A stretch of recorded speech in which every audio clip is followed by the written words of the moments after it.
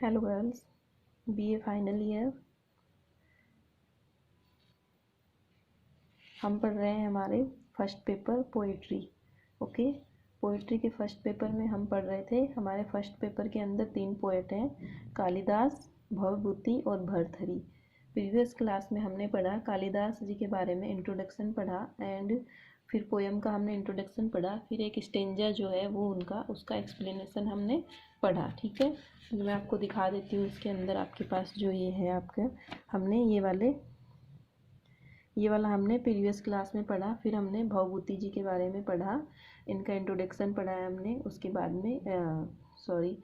बाद में हमने इंट्रोडक्शन ऑफ द पोएम पढ़ा। उसके बाद में ये एक्सप्लेनेशन हमने प्रीवियस क्लास में पढ़ी हुई है। आज हम पढ़ रहे हैं भर्तृहरि। ठीक है, हमारा जो थर्ड पोएट है हमारे इस चैप्टर के अंदर वो है भर्तृहरि। इनका नाम क्या है? भर्तृहरि। ओके,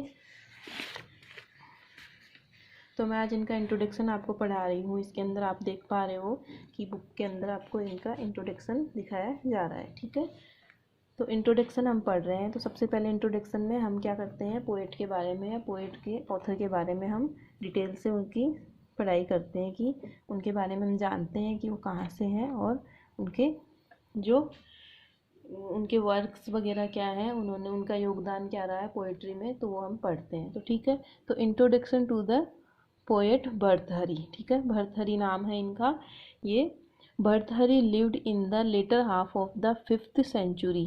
क्या कहा जा रहा है? He was the king of the Ujjaini, now Ujjain in Malwa in central India. मध्य भारत में जो मालवा है, मालवा के उज्जैन, जो अभी उज्जैन के नाम से मध्य प्रदेश में जो है उज्जैन, आप लोगों ने सुना होगा, जहाँ महाकाल भगवान शिव जी के महाकालेश्वर मंदिर है जहाँ पे, वहाँ के बारे में बताया जा रहा है। तो क्या कहा जा रहा है कि भर्तृहरि जो है उनको माना जाता है 5वीं शताब्दी से माना जाता है कि उनका जो जीवन काल है वो कब माना जाता है, लगभग 5वीं शताब्दी के आसपास में। ठीक है, उनका जीवन काल कब माना गया है? 5वीं शताब्दी के आसपास में माना गया है। ठीक है, और वो कहाँ के रहने वाले थे? वो उज्जैनी, जो पहले जिसका नाम क्या था? उज्जैनी था, अब उसका नाम क्या पड़ चुका है? उज्जैन, जो एमपी में है अभी फिलहाल, इंदौर के पास में उज्जैन नाम आप लोगों ने सुना होगा। तो उज्जैनी के, he was the king of Ujjain. ठीक है, उज्जैन के राजा माने जाते थे वो, वहाँ के भर्तृहरि जो है उज्जैन के राजा माने जाते थे। उज्जैनी जो उनका किंगडम था उसका नाम क्या था? उज्जैनी के राजा थे भर्तृहरि। ठीक है, he belong to Parmar dynasty and was the elder of king Vikramaditya. ठीक है, तो क्या कहा जाता है कि वो जो राजा विक्रमादित्य हुए थे, Parmar dynasty and was the elder of the king Vikramaditya. कहाँ से उनको बिलोंग कहाँ से करते थे वो? परमार दस्यंती जो किंग थे, पर वो राजा विक्रमादित्य का नाम आप लोगों ने सुना होगा, वहाँ के वो माने जाते हैं। ठीक है, ही वॉज ए संस्कृत पोएट। वो क्या थे? एक संस्कृत के बहुत अच्छे पोएट थे। ठीक है, संस्कृत के पोएट भी माने जाते हैं वो। और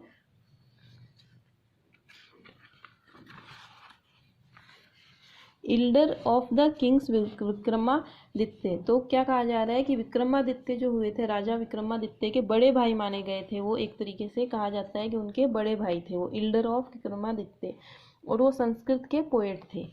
ठीक है, क्या कौन सी भाषा में उनकी पोइट्री थी? उनकी पोइट्री जो थी वो थी संस्कृत भाषा में। ठीक है, फिलोसफर एंड ग्रामेरियन, वो फिलोसफर भी थे, और ग्रामेरियन मीन्स जो व्याकरण का जो लेखक होता है, व्याकरण का जो ज्ञान होता है जिसको, उसको क्या आ जाता है? ग्रामेरियन। ठीक है, तो ग्रामर और फिलोसफी जो होती है, दर्शन शास्त्र जो होता है, वो थे। संस्कृत के पोएट थे, फिलोसफर थे और ग्रामीण थे।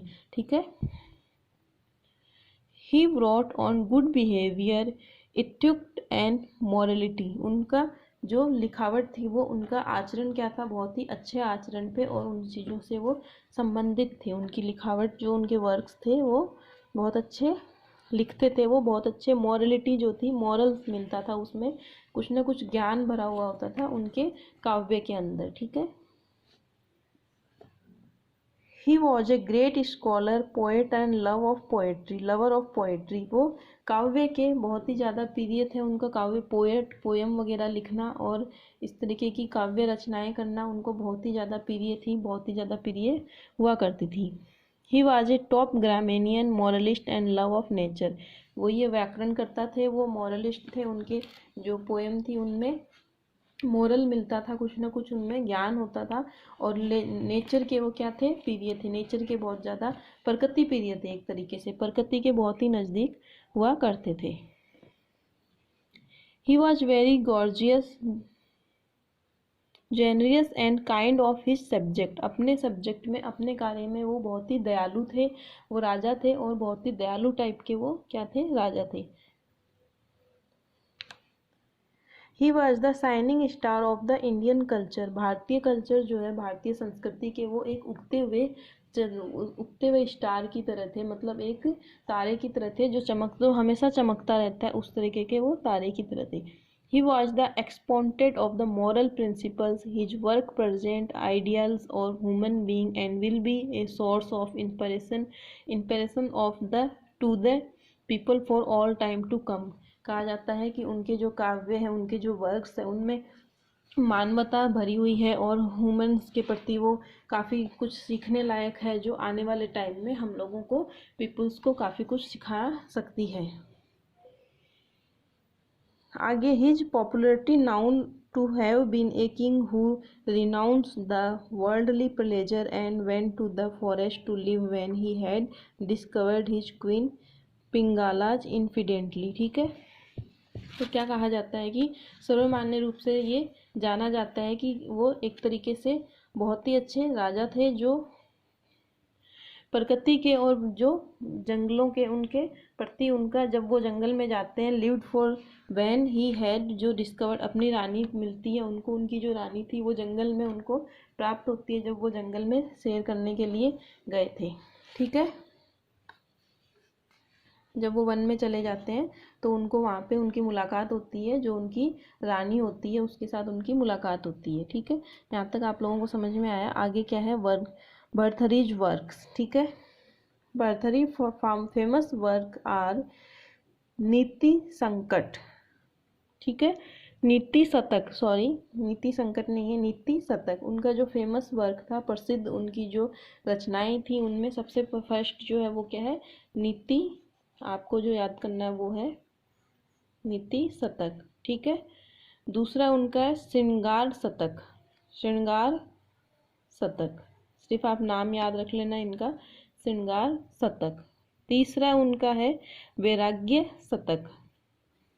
जब वो कहा गया है कि जब वो अपना सब कुछ संसार से मोह माया सब कुछ त्याग के वन में चले जाते हैं, वैराग्य जीवन को वो अपना लेते हैं, तब वो ये लिखते हैं। नीति शतक कंटेंट्स 100 वर्ड्स ऑन इथिक्स। ठीक है, क्या कहा जाता है कि नीति शतक पर 100 पद है।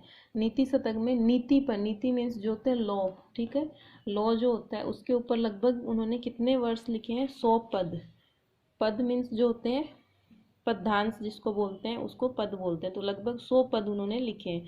श्रृंगार शतक कंटेन्स 100 वर्सेज एंड लव। ठीक है, श्रृंगार शतक के अंदर क्या लिखा गया है, सुंदरता और प्रेम के ऊपर 100 पद लिखे गए हैं उसमें। ठीक है, वैराग्य शतक में 100 पद उसमें लिखे गए हैं, रिन्यूंसिंग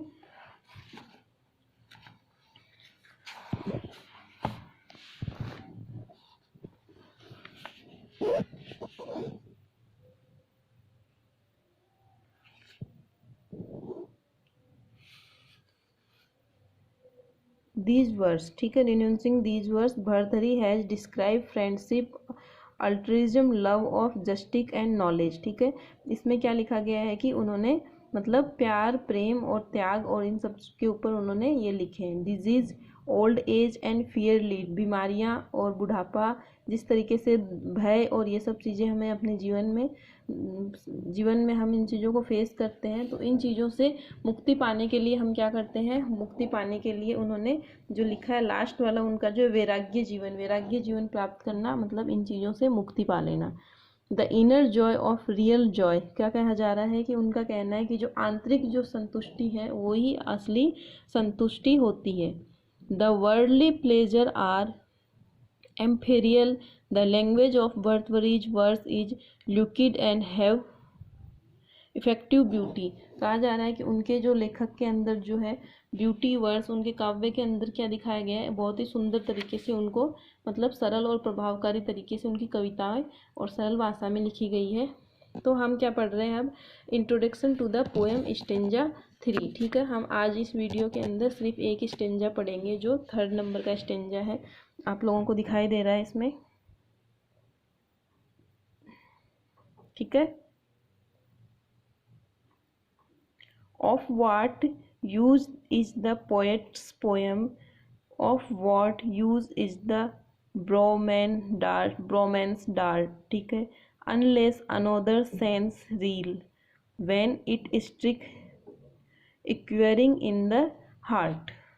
ये 4 लाइनें इनके 3rd स्टेंजा जो है उसकी ये 4 लाइनें हैं।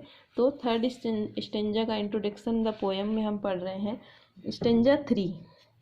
ठीक है, Bhartrihari says that the poem and the bromance arrow are useless if they fail to prices the heart of the other people। क्या कहा जा रहा है कि भर्तृहरि कहते हैं कि अगर किसी पोयम अगर कोई भी कविता या कोई भी पोयम्स जो ब्रॉवर्स एरो, एक बाण की तरह, मतलब किसी को पढ़ने वाले के दिल को नहीं छूती, मतलब एक बाण जिस तरीके से धनुष में से निकलता है और सीधे वो जो अपने निशाने पे जाके लगता है, तो सेम उसी तरीके से भर्तृहरि का कहना है कि जब तक कोई कविता जब हम पढ़ते हैं तो वो पढ़ने वाले के दिल को नहीं छू जाती, उसको जब तक टच नहीं कर जाती है, तब तक उसका कोई भी अर्थ नहीं होता है, कोई भी उसका इफेक्ट नहीं होता है।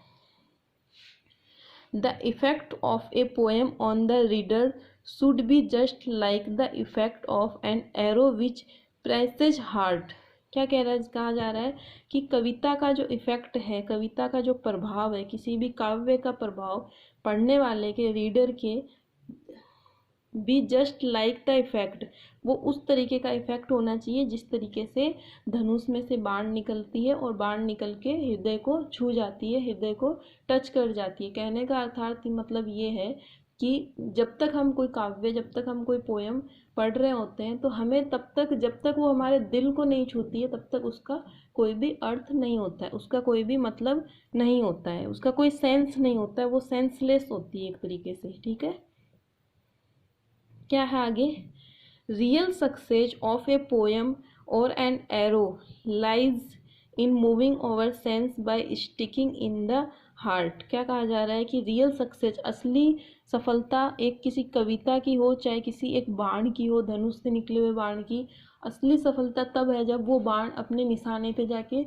लगता है, अर्थात वो व्यर्थ चला गया है। तो same in the same sense कहा जा रहा है कि यहाँ पे भी जब कोई कविता पढ़ी जा रही है तो वो पढ़ने वाले के दिल को जब तक टच नहीं करेगी, जब तक दिल को नहीं छुएगी, उसका कोई भी सेंस नहीं है, उसका कुछ भी मतलब नहीं है। ठीक है, तो ये आप लोगों को समझ में आया। अब ये स्टेंजा है, आप लोगों को मैं दिखा रही हूँ, एक्सप्लेनेशन है इसके अंदर, साथ में एक्सप्लेनेशन भी मैं आप लोगों को दिखा रही हूँ। तो हमने अभी पढ़ा था स्टेंजा वाइज, हमने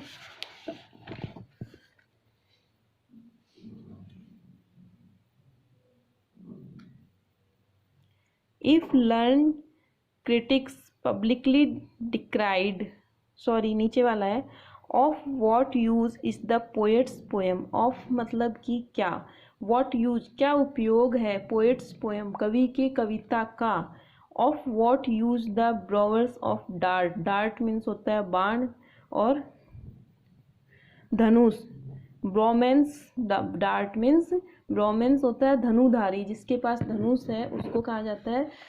अगर क्या कहा जा रहा है कि क्या मतलब है, अगर कोई कविता, कोई पोयम, अगर उसका कोई यूज़ नहीं है और कोई धनुषधारी जो है, धनुष बाण जो लेके खड़ा है, उसके अगर बाण निकलता है उसकी धनुष में से और वो पॉइंट पे जाके अगर नहीं लगता है तो उसका क्या मतलब है, ऑफ व्हाट यूज़ पूछ रहे हैं, ऑफ व्हाट यूज़ उसका क्या अर्थ है। ठीक है, तो आपको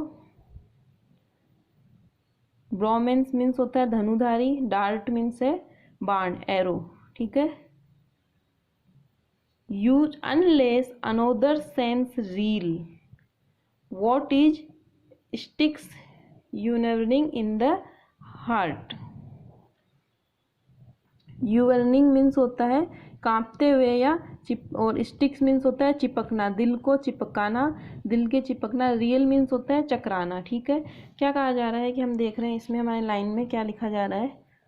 the aim of the poet's poem is to touch the heart of the reader so that this sense song in a moment.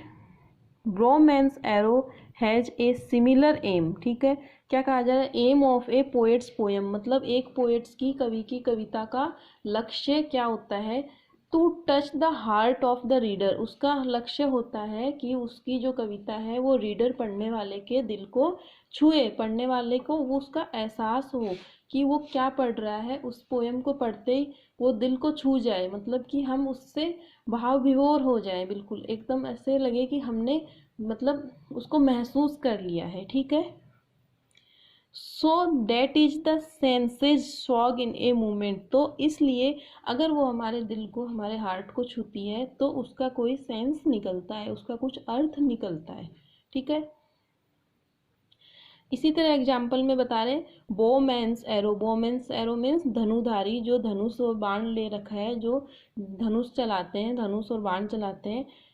Has a similar M, और उनका भी एक तरीके से सिमिलर मीन्स समान तरीके का ही एम होता है, उनका लक्ष्य भी समान होता है। उनका लक्ष्य भी होता है कि उनकी जो धनुष है वो कहाँ पे जाके टच होनी चाहिए, वो अपने लक्ष्य पे जाके, अपने पॉइंट पे, अपने एम पे, जहाँ उसका निशाना है वहाँ पे वो जाके लगनी चाहिए, तब जाके उस बाण का कुछ अर्थ निकलता है। समझ में आई आपको ये दो लाइनें?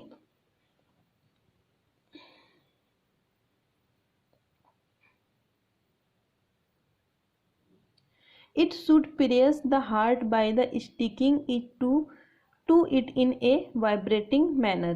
क्या कहा जाता है, वाइब्रेटिंग मैनर मीन्स कांपते हुए, कि जिस तरीके से इसका प्रभाव हमारे दिल को हिला दे, हम अंदर से उस चीज़ से हिल जाए, कांप उठे, मतलब कि वो इतना प्रभावशाली होना चाहिए कि हम उस चीज़ से अंदर तक हमारे दिल को वो कपा दे, मतलब कि हम, हमारे रोंगटे खड़े हो जाए जब हम उस कविता को या उस काव्य को पढ़ रहे हों। तो if the poet's poems and the Brahman's arrow do not pierce the heart of another person, they do not perform their function। ठीक है, क्या कहा जा रहा है कि अगर पोएट की कविता या धनुधारी जो है उसका बाण अगर आपके निशाने पे नहीं लगता है, या फिर ऑथर जो पढ़ने वाले पर्सन है, अनोदर पर्सन जो उनके हृदय को नहीं छूता है, तो उसका कुछ भी मतलब नहीं है।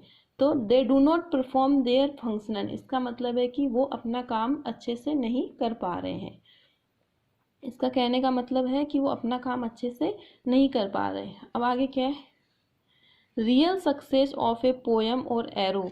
क्या कहा जा रहा है कि असली सफलता किसी पोयम और किसी बाण की असली सफलता कब है, जब arrows lies in sticking to the heart and the sway the sense of another person. कहा जा रहा है कि असली सफलता तभी हासिल होगी जब आपकी कविता या हम किसी की कविता या कोई एरो किसी के हृदय को जाके छुए, किसी के दिल को जाके छुए और हम उस चीज़ को अनुभव कर पाएँ, तब उसका कोई सेंस निकलेगा, उसका कुछ अर्थ निकलेगा। तो आपको ये समझ में आया? मैंने 4 लाइनें ही पढ़ाई हैं इसमें, अभी मैं पूरा एक साथ नहीं पढ़ा रही हूँ। अगली क्लास में हम बाकी के स्टेंजा पढ़ेंगे, क्योंकि थोड़ा सा हार्ड है इसलिए डिफ़िकल्ट है।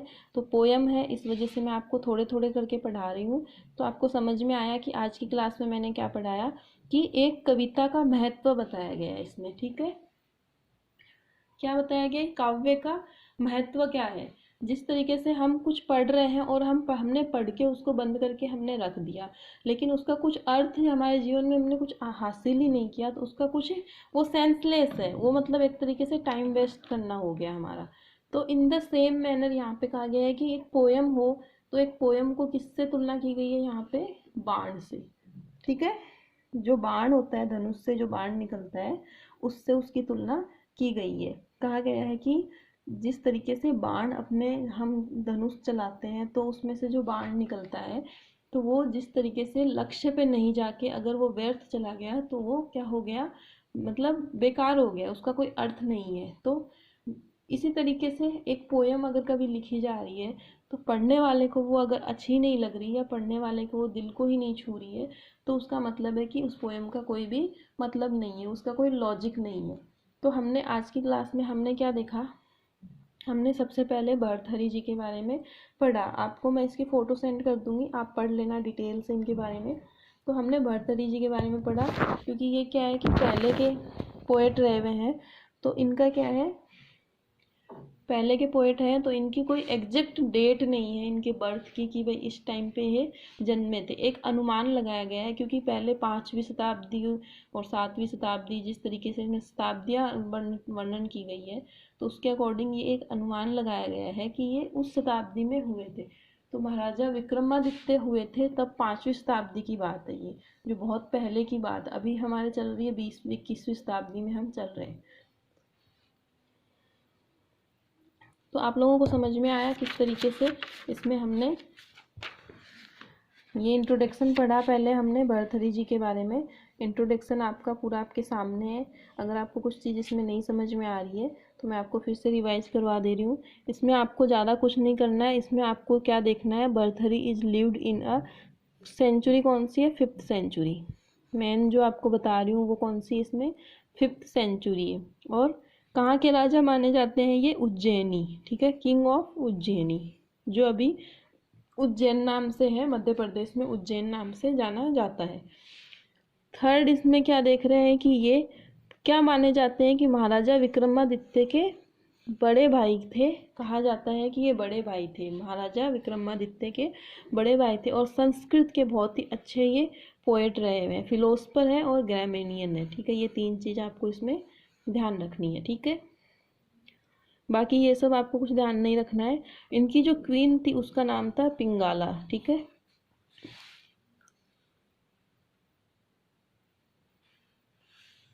ठीक है, इसके बाद में हम आते हैं इनके वर्क, ठीक है। इनके वर्क में है, ज़्यादा आपको कुछ डिटेल में नहीं देखना है। इनके वर्क में है, इनके 3 वर्क है, नीति शतक, श्रृंगार शतक और वैराग्य शतक, ठीक है। बस 3 ही नाम आपको नोट करने हैं, नीति शतक, श्रृंगार शतक और वैराग्य शतक। तीनों शतकों में उन्होंने शतक, जैसा कि नाम शतक है, शतक से पता चलता है कि 100, तीनों काव्य में उन्होंने 100 वो लिखे हैं, पद लिखे हैं, और तीनों काव्य में पद लिखे हैं 100। नीति शतक नाम से हमें पता चल रहा है, नीति मीन्स क्या होता है कि लॉ वगैरह जो होती है, नियम कानून जो होते हैं, उनके ऊपर उन्होंने ये पद लिखे। श्रृंगार शतक, जैसा कि नाम से आपको पता चल रहा है कि इसमें प्रेम और श्रृंगार के ऊपर इन्होंने, सुंदरता के ऊपर 100 पद लिखे। वैराग्य शतक में उन्होंने त्याग के ऊपर 100 पद लिखे हैं। इन कविताओं में उन्होंने सभी चीज़ों को, मैत्री, उपकार, न्याय, ज्ञान, इन प्रेम का वर्णन किया है, ठीक है। इस तरीके से आप इनका वो डिटेल लिख लोगे। इसके बाद में हमने पढ़ा introduction to the poem stanza 1, ठीक है। स्टेंजा 1 में आपको समझ में आ गया कि किस तरीके से एक पोएम को और एक एरो को, दोनों को सिमिलर किया गया है, दोनों को एक साथ जोड़ के उनका वर्णन किया गया है, अर्थ बताया गया है, वैल्यू बताई गई है, पोएम की क्या वैल्यू है पढ़ने वाले के लिए। जिस तरीके से बाण की जो वैल्यू है, वैसे ही एक पोएम की वैल्यू है, तब है वो वैल्यू जब वो पढ़ने वाले को हार्ट को टच होती है, ठीक है। आपको समझ में आ गया यहाँ तक अच्छे से? कोई प्रॉब्लम है तो आप इसमें मेरे को पूछ सकते हैं, ठीक है। और आगे की नेक्स्ट क्लास में मैं आपके जो बाकी के स्टेंजा हैं, कितने हैं बाकी के, 4, 5 एंड 6, ठीक है। नेक्स्ट क्लास में हम 4 और 5 पढ़ेंगे एक साथ में, और फिर लास्ट की क्लास में अपन 6 वाला पढ़ेंगे, ठीक है। अगर आपको कोई प्रॉब्लम आ रही हो तो आप मेरे से क्लियर कर सकते हैं इसमें। मैं एक बार आपको अच्छे से दिखा देती हूँ।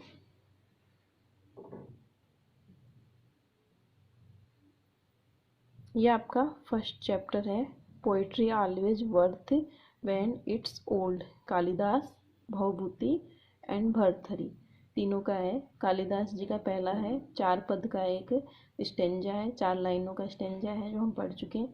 सेकंड है भवभूति, 4 लाइनों का स्टेंजा है। थर्ड में भर्तहरि है, भर्तहरि के 3, 4, 5, 6, 4 है अलग से हैं, तो वो हम शॉर्ट करके पढ़ेंगे, एक साथ नहीं पढ़ने। इसमें आपको देख लो, आपको अच्छे से समझ में आ जा रहा होगा। Of what use is the poet's poem, ठीक है, पोएट्स की पोएम का क्या उपयोग है। Of what use is the bowman's dart, means कि एक धनुष चलाने वाले के या धनुधारी के बाण का क्या उपयोग है। अनलेस अनोदर्स सेंस रियल, ठीक है, अगर वो अपने लक्ष्य से चूक जाते हैं, मतलब कि वो सही लक्ष्य पे नहीं पहुंच पाते। When is sticks evening in the heart, और जब तक ये अपने हृदय को नहीं छू पाते हैं, हृदय को नहीं टच कर पाते हैं, तब तक इनका क्या महत्व है, ये पूछा जा रहा है इस तरीके से।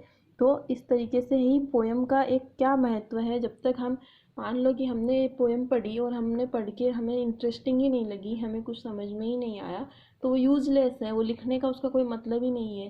तो उसी तरीके से इस पोएम की इस 4 लाइन की स्टेंजा में ये बात कही गई है। ठीक है, आप लोगों को समझ में आ गया यहाँ तक।